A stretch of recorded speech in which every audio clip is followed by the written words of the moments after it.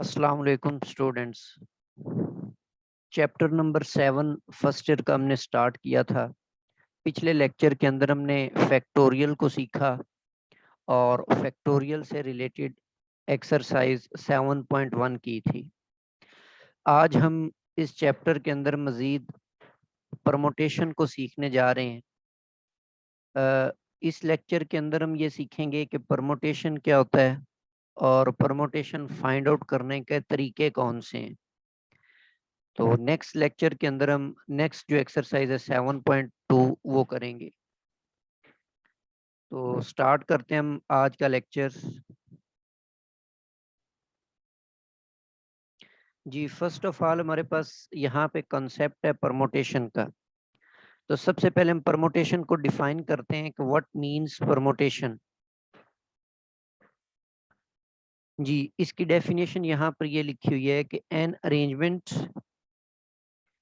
Arrangement of finite number of objects taken some or all at a time is called permutation of these objects।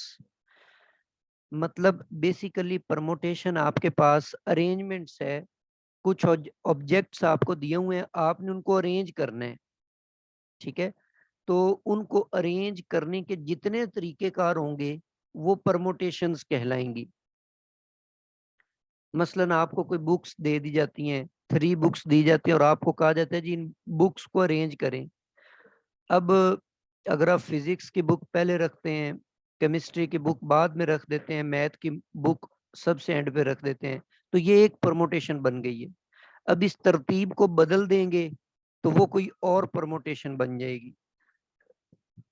आसान लफ्जों में हम ये कह सकते हैं कि परमोटेशन बेसिकली जो ऑब्जेक्ट्स होते हैं उनको तरतीब देने का नाम है। इसकी कुछ एग्जांपल्स हम देख लेते हैं यहाँ पे। तो let us consider we have 3 objects. हम फर्ज कर लेते हैं कि हमारे पास 3 ऑब्जेक्ट्स हैं A B C. Then the permutation of these objects, ये जो तीनों ऑब्जेक्ट्स हैं ए बी और C, taken all at a time, इन तीनों को ही आपने अरेंज करना है विदाउट रेपिटिशन। तो उसमें आपने किसी को रिपीट भी नहीं करना। मतलब ए जो लेटर है या ए ऑब्जेक्ट है उसको आपने एक दफा यूज करना है, एक से ज्यादा दफा आप उसको इस्तेमाल नहीं कर सकते। इसी तरह बी को भी, तो विदाउट रेपिटिशन का ये मतलब होगा। टेकन ऑल एट ए टाइम का मतलब है कि सारों को ही अरेंज करना है, इनमें से कोई 2 या 3 या कम नहीं उठाने, 3 से 3 ही लेने हैं जो आपने अरेंज करने हैं। तो इसकी जो अरेंजमेंट्स हैं वो कुछ इस तरह से बनेंगी कि ए बी और सी अगर आप ले लेते हैं,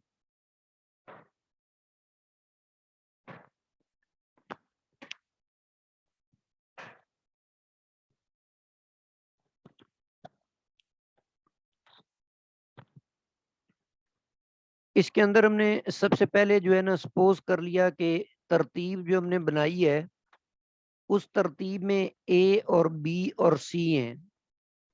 पहले हमने ए को रखा, फिर हमने बी और सी को रख लिया। इसके बाद हमने ऐसे किया कि फर्स्ट प्लेस जो है उस पे तो ए को ही रखा और बी और सी की तरतीब को बदल के हमने पहले सी रख लिया, उसके बाद बी रख लिया। तो एक तो अरेंजमेंट ये बन गई जिसके अंदर ए जो है वो फर्स्ट प्लेस पे है। इसी तरह नेक्स्ट जो आपने अरेंजमेंट बनाई है उसके अंदर आपने बी को पहले रख लिया, ए सी को बाद में रख लिया। अब बी को फर्स्ट प्लेस पे रखते हुए ए और सी की तरतीब आपने बदल दी, सी को पहले रख लिया, ए को बाद में रख लिया। इसी तरह फिफ्थ आपके पास परमोटेशन बनेगी, सी को हम फर्स्ट प्लेस पे ले लेते हैं, ए को सेकंड प्लेस पे और बी को थर्ड प्लेस पे। इसी तरह सी को फर्स्ट प्लेस पे लेते हुए पहले ए बी लिया था, अब हम बी और ए ले लेते हैं। तो इस तरीके से ये हमारे पास टोटल जो परमोटेशंस बन गई हैं वो 6 बन गई हैं। So there are six permutations of these 3 objects taken all at a time। इसी तरह एक और एग्जांपल में हम कंसीडर कर लेते हैं कि वी हैव 4 ऑब्जेक्ट्स। टोटल हमारे पास जो ऑब्जेक्ट्स हैं ए बी सी और डी 4 है। Then the permutation of these objects taken 2 at a time.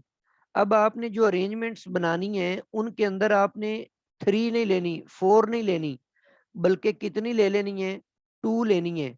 Taken all at a time वाली बात नहीं है यहाँ पे। मतलब जो आपने तरतीब देनी है ऑब्जेक्ट्स को, आपने उसमें 2 ऑब्जेक्ट्स को अरेंज करना है और वो दोनों ऑब्जेक्ट्स लेने आपने इन चारों में से ही हैं। ए ले सकते हैं, बी ले सकते हैं, सी ले सकते हैं, डी ले सकते हैं। लेकिन यहाँ पर भी कंडीशन है कि विदाउट रेपिटिशन आपने लेने हैं, मतलब कोई भी एक से ज्यादा दफा इस्तेमाल नहीं होगा। तो इसमें अब आप देखें कि पहले हम ए को ले लेते हैं फर्स्ट प्लेस पे। तो ए के साथ बी को लिया जा सकता है, ए के साथ सी को ले सकते हैं, ए के साथ आप डी को ले सकते हैं।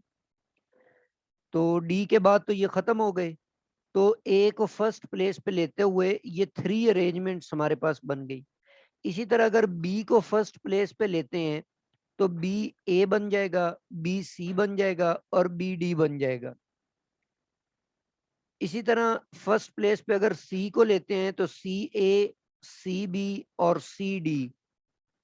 डी को फर्स्ट प्लेस पे लेने से डी ए, डी बी और डी सी। तो ये आपके पास टोटल कितनी हो गई, 1 2 3 4 5 6 7 8 9 10 11 और 12। तो इन चारों में से अगर आप 2 ऑब्जेक्ट्स लेकर उनकी परमोटेशंस बनाते हैं तो वो टोटल जो है वो 12 बन जाती हैं।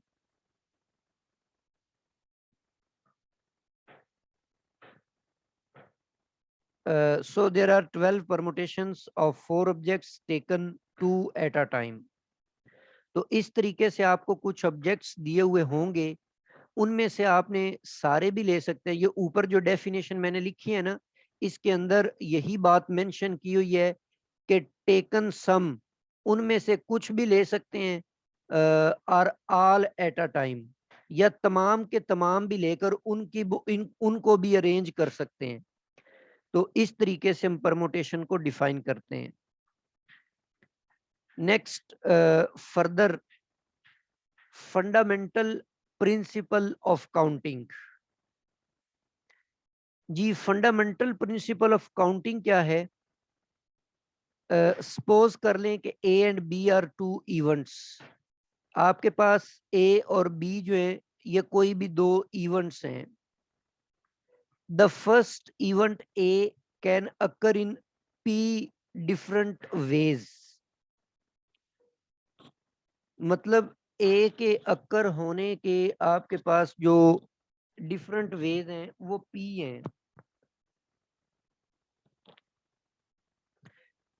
आफ्टर ए हैज अकर्ड, जब ए हो जाता है तो B can occur in q different ways. ठीक, the number of ways that the 2 events can occur is the product p q. इसको हम ना मिसाल से समझते हैं कि सपोज कर लें कि आपके पास जो ऑब्जेक्ट्स थे वो हैं ए, बी और सी, सपोज कर रहे हैं। अब यहां पर आप देखें कि इनमें से आपने 2 लेने हैं एट अ टाइम और उनको अरेंज करना है। तो ए के कितने चांसेस हैं आ जाने के? अब यहां पर देखें हमारे पास जो प्लेसेस है ना वो 2 हैं।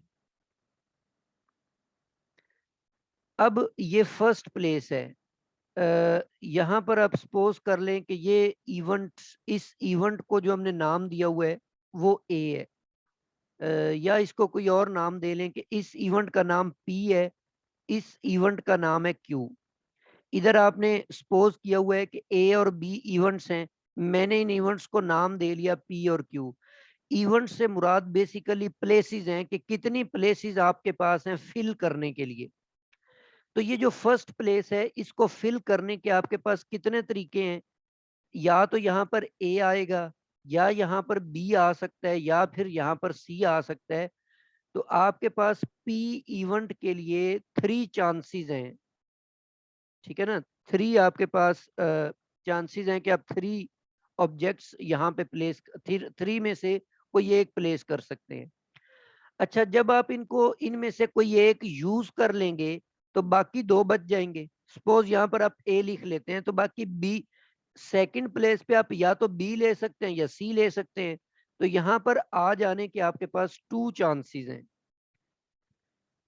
तो फर्स्ट इवेंट के 3 चांसेस और सेकंड इवेंट के 2 चांसेस।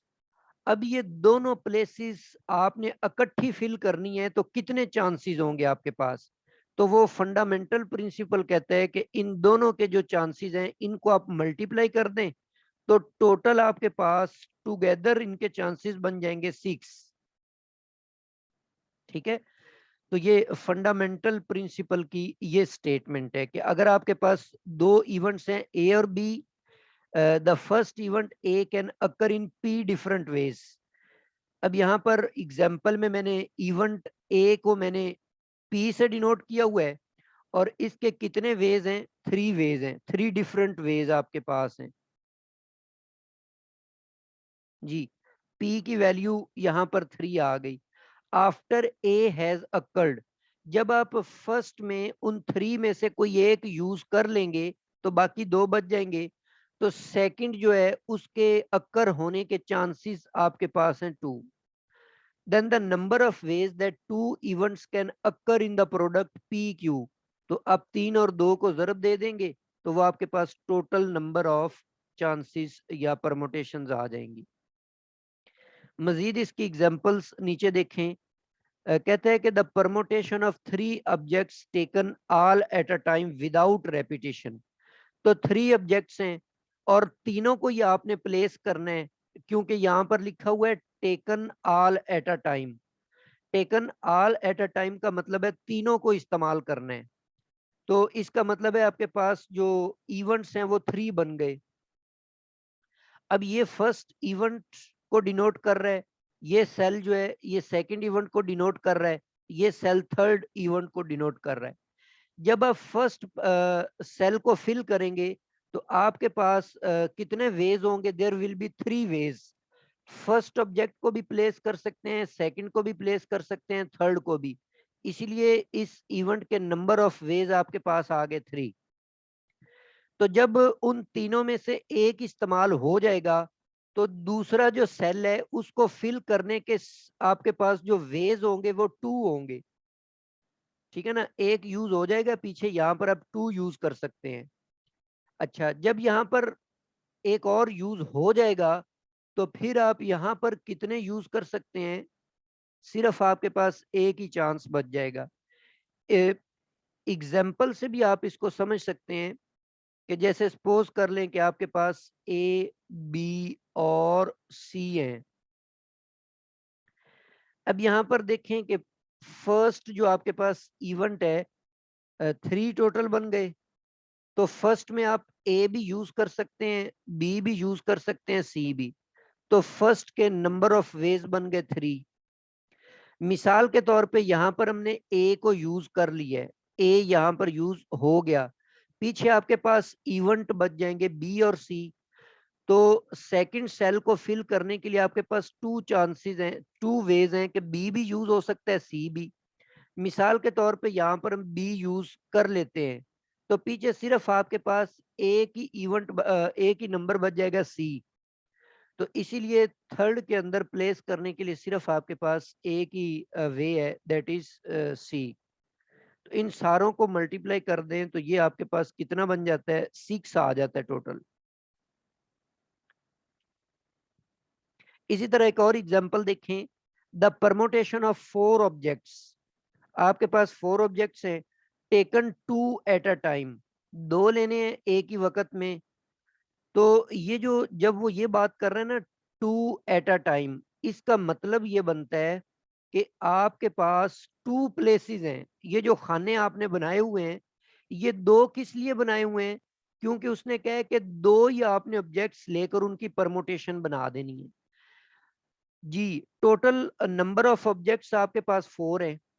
तो इसीलिए फर्स्ट सेल को फिल करने के लिए आपके पास 4 वेज होंगे, बट यूज तो आपने एक ही करना होगा। इसीलिए एक जब आप यूज कर लेंगे तो सेकंड को फिल करने के लिए आपके पास 3 ऑब्जेक्ट्स मौजूद होंगे तो इनकी टोटल परमुटेशंस बन जाएंगी 12, 4 और 3 को मल्टीप्लाई करते हुए। ये प्रीवियस पेज पर जो एग्जांपल दी हुई है उसके अंदर आप देखें, यहाँ पर नीचे वाली जो एग्जांपल थी इसमें मैंने 4 ऑब्जेक्ट्स लिए थे और उनमें से टोटल 4 थे, उनमें से 2 हमने यूज करने थे, तो ये इसकी 12 परमुटेशंस बन गई हैं।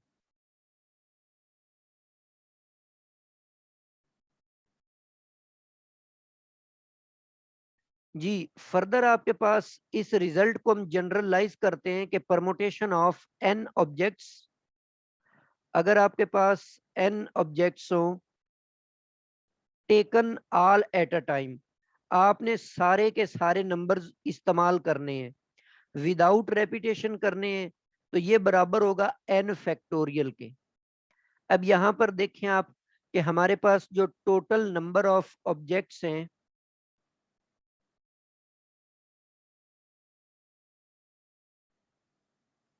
जी टोटल नंबर ऑफ ऑब्जेक्ट्स ये हमारे पास कितने हुए, ये हमें दिए हुए हैं n।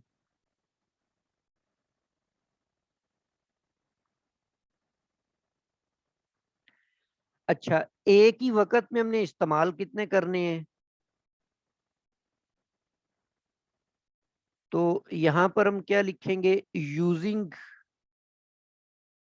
Eight a time. एक ही वक्त में आपने इस्तेमाल कितने करने हैं, तो वो भी हमें बता दिया है कि आपने सारे के सारे इस्तेमाल करने हैं, तो ये n आ जाएगा।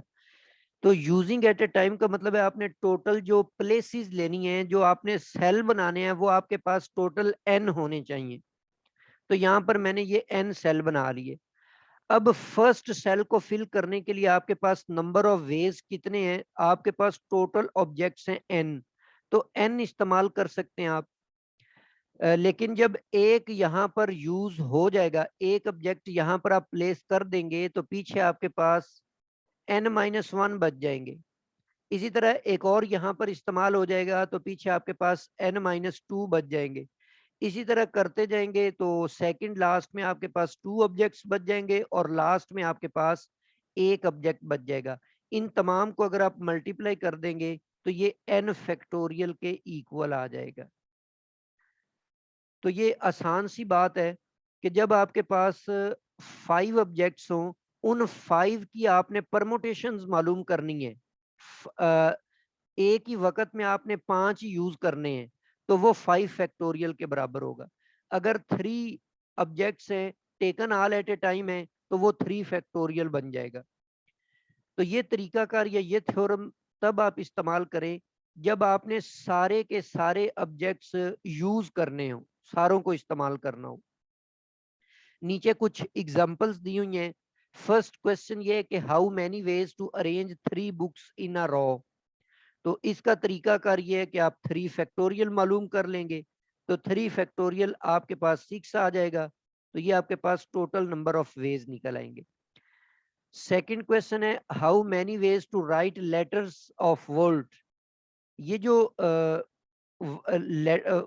वर्ल्ड लिखा हुआ है इसके अंदर 4 लेटर्स हैं, W O R और D। इसके लेटर्स को अरेंज करने के टोटल कितने तरीके हैं रीअरेंज करने के, तो ये टोटल 4 दिए हुए हैं, चारों को इस्तेमाल करने हैं, तो वो 4 फैक्टोरियल आ जाएगा, दैट इज इक्वल टू 24। जी, नेक्स्ट आपके पास है कि अगर आपको टोटल ऑब्जेक्ट्स तो n दिए हुए हैं, लेकिन एक ही वक्त में आपने n इस्तेमाल नहीं करने बल्कि उससे कम इस्तेमाल करने हैं, ठीक है। तो वो कह रहे हैं कि परमुटेशन ऑफ n ऑब्जेक्ट्स, आपके पास जो टोटल ऑब्जेक्ट्स है वो n है और एक ही वक्त में आपने लेने कितने r, तो ये आपके पास अरेंजमेंट होगी r ऑब्जेक्ट्स की। Generally it is denoted by NPR। मसलन आपके पास 3 ऑब्जेक्ट्स हैं A B और C, तो यहाँ पर टोटल नंबर ऑफ ऑब्जेक्ट्स आपके पास हो गए 3। एक ही वक्त में आपने कितने इस्तेमाल करने हैं उसको हम डिनोट कर रहे हैं आर। सपोज कर ले आपने 2 इस्तेमाल करने हैं, तो इसीलिए इन ऑब्जेक्ट्स की जो परमुटेशन होगी इसको आप लिखेंगे कैसे, एन पी आर। तो एन की वैल्यू यहाँ पे 3 है और आर की वैल्यू यहाँ पे 2 है, तो इसको 3p2 लिखेंगे कि टोटल आपके पास 3 ऑब्जेक्ट्स हैं और यूज आपने एक ही वक्त में 2 करने हैं। तो ये इसकी नोटेशन है, या इस तरीके से भी आप इसको लिख सकते हैं पी ऑफ एन आर। जी, अब इसका एक थ्योरम है कि n P r is equal to n factorial divided by n minus r factorial. हमने साबित करना है कि एन ऑब्जेक्ट्स हैं टोटल और उनमें से टेकन एट ए टाइम कितने हैं, वो आर है। तो ये जो नंबर ऑफ परमोटेशंस होंगे वो आपके पास n factorial divided by n minus r factorial होंगे। इसका सिंपल सा प्रूफ है प्रिंसिपल ऑफ फंडामेंट, वो जो पीछे हमने प्रिंसिपल पढ़ा है, principle of fundamental counting, fundamental principle of counting. जी, तो इसका प्रूफ इस तरह है कि there are n different objects. आपके पास जो टोटल नंबर ऑफ ऑब्जेक्ट्स है वो एन है। To fill up r places, एक ही वक्त में आपने आर इस्तेमाल करने हैं। अब देखिए यहाँ पे कि there are n ways to fill, इसको हम ना यहाँ पर बना लेते हैं, उसी तरह से वो सेल्स बना लेते हैं क्योंकि उस तरीके से समझना हमारे लिए आसान होता है।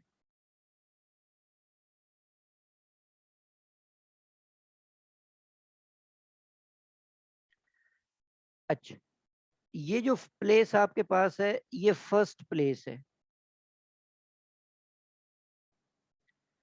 इसी तरह ये आपके पास हो गई सेकंड प्लेस, ये आपके पास हो गई थर्ड प्लेस। इसी तरह हम चलते जाएंगे, लास्ट आपने जाना कहां तक है, आर तक। जी, ये आपके पास हो गई आर्थ प्लेस। इससे पहले वाली अगर आप लिखना चाहते हैं तो वो बन जाएगी आर माइनस 1th प्लेस। जी, अब स्टार्ट में आपके पास total number of objects n है। इसका मतलब है कि फर्स्ट प्लेस को फिल करने के लिए आपके पास टोटल एन ऑब्जेक्ट्स हैं, इसीलिए यहां पर आप एन लिखेंगे। जी, यही बात मैंने यहाँ पर लिखी हुई है कि there are n ways to fill first place. आपके पास एन मुख्तलिफ तरीकेकार है जिससे आप फर्स्ट प्लेस को फिल कर सकते हैं।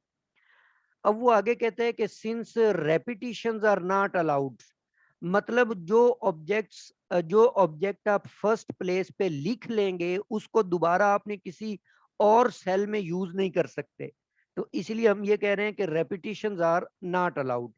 तो जब एक ऑब्जेक्ट यूज हो जाएगा तो बाकी आपके पास नंबर ऑफ ऑब्जेक्ट्स बचेंगे n माइनस 1। तो इसी को मैंने स्टेटमेंट में आगे लिखा हुआ है, so there are n minus 1 ways. अब आपके पास जो बच गए ऑब्जेक्ट्स वो कितने हैं, n minus 1। To fill the second place, second place को फिल करने के लिए n माइनस 1 है।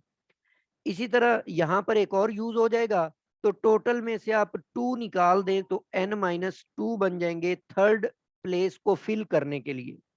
तो यही चीज हमने यहाँ पे मेंशन की है कि there are n minus 2 ways to fill third place and so on. इसी तरह आप करते जाएंगे। जी, हाँ जी, अब यहाँ पर आप गौर करें कि ये जो फर्स्ट प्लेस है इसके अंदर मैंने n लिखा है, प्लेस है फर्स्ट। सेकंड के अंदर सेकंड प्लेस है और n माइनस 1 लिखा हुआ है। मतलब जो वाली प्लेस होगी उसमें से आपने जो माइनस करना है वो एक कम करना है। सेकंड प्लेस थी, मैंने एक माइनस कर दिया। थर्ड प्लेस है तो 2 माइनस कर दिए। चौथी प्लेस में 3 माइनस करेंगे। तो ये जो अब लास्ट प्लेस आपके पास बन गई, इसमें ये आर्थ प्लेस है ना, तो इसमें से जो माइनस करेंगे वो आर से एक कम होना चाहिए। जैसे अब देखें यहाँ पे थर्ड प्लेस की वजह से मैंने n में से माइनस किया 2 को। अब यहां पर आप कैसे लिखेंगे, n में से माइनस करेंगे, r को नहीं करेंगे, r को भी एक कम कर दें पहले, और जो चीज बन जाएगी r-1 को आप n में से माइनस कर देंगे।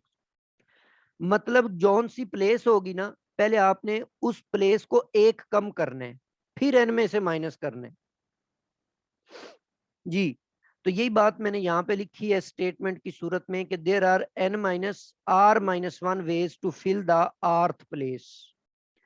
Therefore, by fundamental principle of counting, NPR, इन तमाम को, ये जो आपने सेल्फ फिल किए हैं जैसे पीछे हम करते आए हैं, इन सारों को आपस में मल्टीप्लाई कर दें तो n आ जाएगा, n-1 आएगा, n-2 को इसी तरह सारों को मल्टीप्लाई करके n-r+1, ये जो माइनस था ना स्टार्ट में, इसको मैंने अंदर मल्टीप्लाई करके r नेगेटिव हो गया, 1 पॉजिटिव हो गया, ऐसे लिख लिया।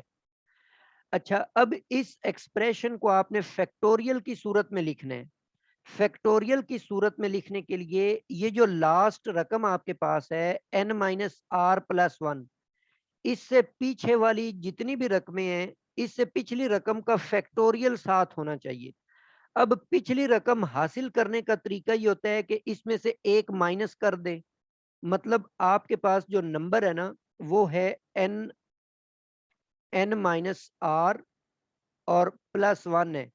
जैसे अगर मैं आपको कहूँ ना मेरे पास नंबर 5 है, आप मुझे 5 से पिछला नंबर बता दो। आप ऐसा करोगे कि 5 में से एक माइनस कर दोगे, तो आप कहोगे कि 5 से पिछला नंबर 4 है। तो इसी तरह n-r+1 से पिछला नंबर कैसे हासिल होगा, इसमें से एक माइनस कर दो, तो ये कैंसिल होकर आपके पास बचने वाली रकम n-r बन जाएगी। तो n-r के फैक्टोरियल से आप इस रकम को ज़रब भी देंगे और तकसीम भी कर देंगे। तो यहाँ पर मैंने n-r फैक्टोरियल से ज़रब भी दे दी, मल्टीप्लाई भी कर दिया, और उसी से हमने उसको डिवाइड भी कर दिया। अब ऊपर जो पहला नंबर और लार्जर नंबर n था, इसीलिए ऊपर n का फैक्टोरियल बन जाएगा, और नीचे आपके पास n-r का फैक्टोरियल बन जाएगा। तो ये हमने फंडामेंटल प्रिंसिपल ऑफ काउंटिंग को यूज करते हुए, ये सिंपल सा इसका प्रूफ था, ये हमने इसको प्रूफ कर लिया है जी। यहाँ तक हमारा ये लेक्चर मुकम्मल होता है। यहाँ पर हमने परमोटेशन के 2 तरीके सीखे हैं। अगर तो सारे ऑब्जेक्ट्स यूज करने हो तो n फैक्टोरियल ले लें, अगर यूज करने हो कम, n से कम को इस्तेमाल करना हो, तो फिर आप NPR वाला फार्मूला यूज करके तो सारे की सारी नंबर ऑफ परमोटेशंस या number of veg find out कर सकते हैं जी। नेक्स्ट वीडियो के अंदर हम इंशाल्लाह 7.2 एक्सरसाइज को करेंगे। तब तक के लिए अल्लाह हाफिज।